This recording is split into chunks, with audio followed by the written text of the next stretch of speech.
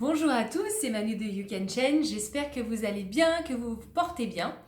Aujourd'hui, j'aimerais vous parler du déconfinement. Peut-être que certains d'entre vous, finalement, ce confinement a été bénéfique pour vous. Parce qu'on entend beaucoup de personnes qui disent «Ah, mais c'est super stressant, on ne peut pas sortir, ça atteint nos libertés». Certes, toute cette partie anxiété, stress, on l'a senti chez certaines personnes.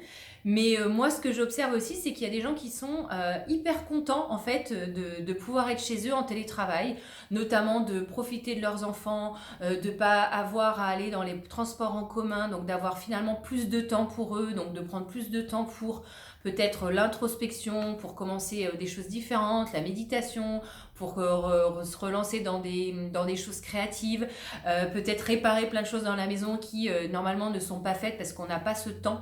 Et du coup, ce gain de temps est vraiment un bénéfice.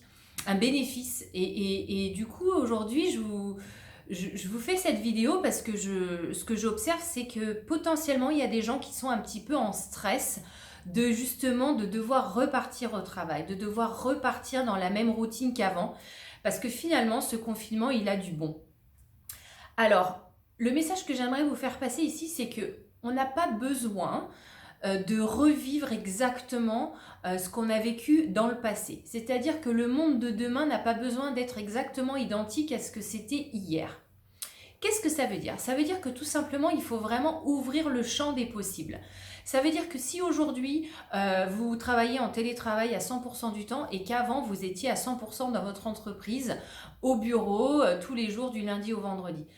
Pourquoi ne pas commencer à envisager et de dire, bah voilà, aujourd'hui mes besoins, c'est que moi j'aimerais, en tant qu'employé, pouvoir faire du télétravail 2 jours par semaine.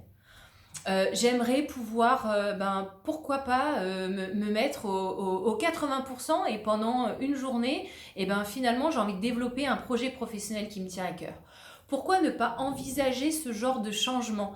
Et le truc, c'est qu'il faut commencer un petit peu à l'envers et il faut commencer par l'introspection, c'est-à-dire se questionner sur qu'est-ce que je garde positif de ce confinement et qu'est-ce que je veux garder dans le futur.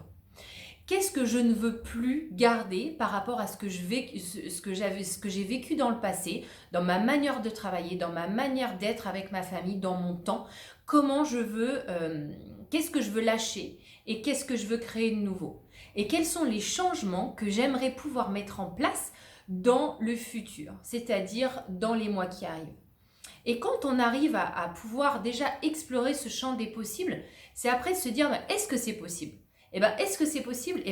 Aller poser des questions, c'est-à-dire avoir des conversations avec son conjoint, sa conjointe, son patron, ses équipes, ses managers, ses employés, ses salariés, par rapport à nous-mêmes, qu'est-ce qu'on veut pour nous-mêmes et c'est quoi l'impact dans notre environnement.